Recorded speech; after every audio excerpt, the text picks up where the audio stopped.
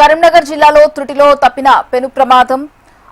అలుగునూరు దగ్గర రాజీవ్ రహదారిపై short circuit తో ఎలక్ట్రిక్ బస్సులో మంటలు చెలరేగాయి. బస్సు డ్రైవర్ ప్రయాణికులను అప్రమత్తం చేయడంతో వెంటనే బస్సు దిగి ప్రాణాలు కాపాడుకున్నారు.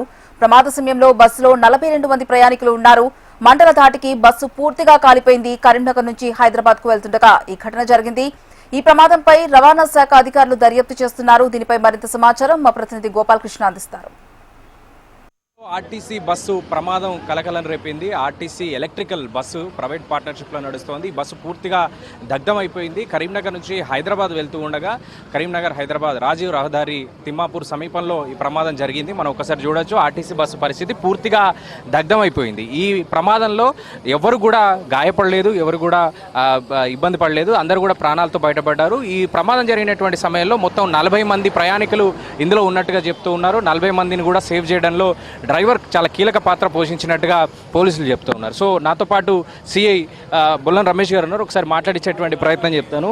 ఒకసారి సార్, ఏంటి ప్రమాదం తీవ్రత ఇంత పెద్ద ఎత్తున జరిగింది? కారణం ఏంటి, అసలు ఎందువల్ల జరిగింది? ఇది కారణం మనం చెప్పలేము. అది ఎలక్ట్రిక్ షాక్ బ్యాటరీ వల్ల జరిగిందని అంటున్నారు డ్రైవర్ని అడిగితే. ఎప్పుడైతే డ్రైవర్ ఆ బస్సులో ఫ్లేమ్ మంట నోటీస్ చేసినో ఇమీడియట్లీ అతను చాలా తెలివిగా బస్సుని రోడ్డుకు మొత్తం లెఫ్ట్కి దించేసి బంకు దాటిచ్చి కొంచెం దూరం ముందు న్యూట్రల్లో తీసుకొచ్చి పెట్టి ఇమీడియట్లీ 100 డయల్గా కాల్ చేయడం జరిగింది. మా పోలీస్ సిబ్బంది బీసీ అవైలబుల్ ఉన్న స్టాఫ్ అందరూ కూడా ఇక్కడికి రావడం జరిగింది. వచ్చి ప్రయాణికులు మరియు వాళ్ళ లగేజ్ని మొత్తం కిందికి దించేసి ఎటువంటి ప్రాణ నష్టం కానీ వాళ్ళకి సంబంధించిన బ్యాగ్స్ కానీ ఏ ఆస్తి నష్టం కానీ జరగకుండా చేయడం జరిగింది. కానీ అది ఏసీ బస్ అవ్వడం, ఎలక్ట్రిక్ బస్ అవ్వడం వల్ల మంటలు అదుపులో తెచ్చే ప్రయత్నంలో అది ఎక్కువ మంటలు వ్యాపించడం వల్ల దాన్ని మొత్తం డ్యామేజ్ అయింది. ఈలోపు ఫైర్ వాళ్ళు వచ్చి ఇంకా మంటలు అనేది ఎక్స్టెండ్ అవ్వకుండా వాళ్ళంతా మంటలను అదుపులో తీసుకురావడం జరిగింది. సార్, ప్రయాణికులు ఎంతమంది ఉన్నారు మొత్తం ఇందులో? ప్రమాద సమయంలో ఎంతమందిని పూర్తిగా అందరినీ రక్షించడంలో ఎంత టైం పట్టింది మీకు? అరౌండ్ 40 to 50 మెంబర్స్ దాకా ఉన్నారు. వాళ్ళు కూడా ప్రయాణికులు కూడా చాలా కోఆపరేటివ్గా, అంటే ఇమీడియట్లీ అంటే మంట అనేది కొంచెం స్లోగా ఎక్స్టెండ్ అవ్వడం వల్ల మనకు వాళ్ళని కాపాడుకునే అవకాశం వచ్చింది. వాళ్ళు కూడా తొందరగా మాకు కోఆపరేట్ చేయడం, ఫస్ట్ మనుషులను అయితే దించాను, తర్వాత లగేజ్ని డ్రాప్ చేయడం జరిగింది. అట్లా మనకు ఎటువంటి ఏం జరగకుండా చూసుకోవడం జరిగింది. Thank you. సో మనం ఒకసారి ప్రమాద తీవ్రత చూడొచ్చు. బస్సు ముందు భాగం పూర్తిగా మసి అయిపోయింది, పూర్తిగా కాలిపోయినటువంటి సిచ్యువేషన్. ఇప్పటికీ ఇంకా పొగలు వస్తూ ఉన్నాయి. ప్రతి సీటు, అక్కడ ఉన్నటువంటి ఎవ్రీథింగ్, ప్లాస్టిక్ కావచ్చు, స్పాంజెస్ కావచ్చు, అన్నీ కూడా పూర్తిగా కాలిపోయాయి. ఇలాంటి ప్రమాద తీవ్రత మన గతంలో జరిగినటువంటి బస్సు అగ్ని ప్రమాదాల్లో చూసాం. కానీ గ్రేటెస్ట్ అంటే ఇందులో హీరో ఆఫ్ ద డేగా చెప్పుకోవచ్చు. ప్రమాదం నుంచి పూర్తిగా 42 మందిని బయటపడేసినట్టు దాంట్లో హీరో బస్సు డ్రైవర్ అని చెప్పాలి. గతంలో ఎన్నో ప్రమాదాల్లో మనం చూసాం డ్రైవర్ తప్పిదాలు ఉన్నాయంటే అందరినీ చాలా ప్రమాదాల్లో మనం చూసాం. కానీ ఈ ప్రమాదంలో మాత్రం హీరో డ్రైవర్, ఆయన నాతో పాటు ఉన్నారు. సార్ చెప్పండి, మొత్తం ఎంతమంది ఉన్నారు? మీరు అలర్ట్ అయ్యి ఏం చేశారు ఆ సందర్భంలో? నాతో పాటు 42 మంది passengers sir. Karimnagar to JBS వెళ్తుంది super luxury non stop service. Around ఒక 10 minutes అయింది సార్ నేను స్టార్ట్ అయ్యి.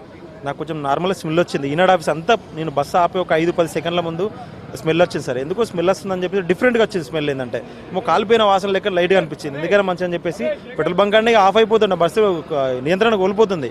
న్యూట్రల్ కొట్టుకొని వీళ్ళంతా ముందుకు వచ్చే ప్రయత్నం చేశారు సార్. పెట్రోల్ బంక్ నుంచి వచ్చినాక ప్యాసింజర్కు ఫైర్ అని ఏం చెప్పలేదు. అమ్మ టెక్నికల్ ప్రాబ్లం ఉంది, వీలైనంత తొందరగా బయటకు దిగండి, కొంచెం వీలైనంత తొందరగా కూడా అండి, అందరు లగేజ్ ఇట్లా ఏమన్నా తర్వాత నేను తీసిస్తా, ఫస్ట్ మీరు ముఖ్యం అని చెప్పిన ప్యాసింజర్ కూడా వితిన్ 2 minutesలో మొత్తం అందరు దిగిపోయారు సార్. మళ్ళీ ఎందుకైనా మంచిగా కట్ ఆఫ్ చేసి ఎమర్జెన్సీ డోర్ కూడా పగలు కొట్టేసిన. వెనకాల వాళ్ళు ఎవరైనా ఉండే అప్పటికీ పొగలు అమ్ముకుంటున్నాయి, డోర్ పగలు కొట్టేసి అందులో కూడా ఎక్కి చూసిన సార్ సీట్లో. ప్రయాణికులు భయభ్రాంతులు కాకుండా ముందు అలర్ట్ మీరు చేశారు. మీరు ఒక్కరే చేశారు ఇదంతా? కంప్లీట్ ఒక్కనే చేసిన. వాళ్ళకి ఎవరికి తెలియదు సార్ ఫైర్ అవుతుందని చెప్పేసి, టెక్నికల్ ప్రాబ్లం అని చెప్పేసి చెప్పేసిన వాళ్ళకి.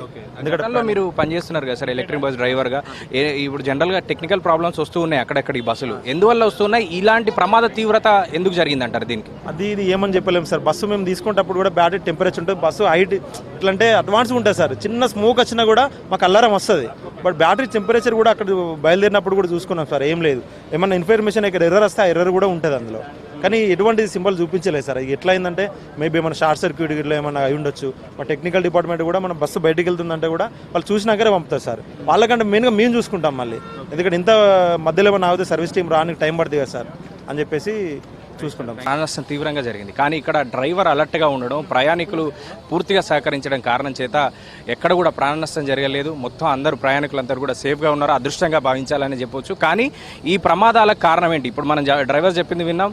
ఇలాంటి అప్డేటెడ్ బస్సులో, టాప్ టెక్నాలజీ ఉన్నటువంటి ఎలక్ట్రికల్ బస్సుల్లో చిన్న పొగొచ్చినా, బ్యాటరీ పనిచేయకపోయినా తనకు ముందుగానే డిస్ప్లేలో అలర్ట్ వస్తుంది. కానీ ఎక్కడ కూడా అలర్ట్ రాకుండా తను కేవలం బస్సు నియంత్రణ కోల్పోతుందనేటువంటి ఒక ఉద్దేశంతో, ఫిజికల్గా తనకు నియంత్రణ కోల్పోతుందనే ఉద్దేశంతో డ్రైవర్ పక్కకు ఆపాడు. మరి ఎందుకు అలర్ట్ రాలేదు, టెక్నికల్ సమస్య ఏంటి, ఆ బగ్ ఏంటిది అనేది మాత్రం ఆర్టీసీ ఖచ్చితంగా చూడాలి. ఎందుకంటే పూర్తిగా ఎలక్ట్రికల్ వైపు వెళ్తున్నామంటూ ఆర్టీసీ ఇప్పటికే ప్రకటించింది. ఇప్పటివరకు కరీంనగర్లో చూస్తే ఒక డిపోను పూర్తిగా ఎలక్ట్రికల్ బస్సు కోసమే కేటాయించినటువంటి పరిస్థితి ఉంది. ఈ బస్సులు గ్రామాల వైపు, హైదరాబాద్ వైపు ప్రయాణిస్తూ ఉన్నాయి. సో ఇలాంటి బస్సుల్లో ఇలాంటి టెక్నికల్ ప్రాబ్లం రాకుండా, మరొకసారి ఇలాంటి ప్రమాదం జరగకుండా జాగ్రత్త పడాల్సిన అవసరం అయితే కనిపిస్తుంది. కెమెరామెన్ రవితో గోపాలకృష్ణ, హెచ్ఎం టీవీ, కరీంనగర్.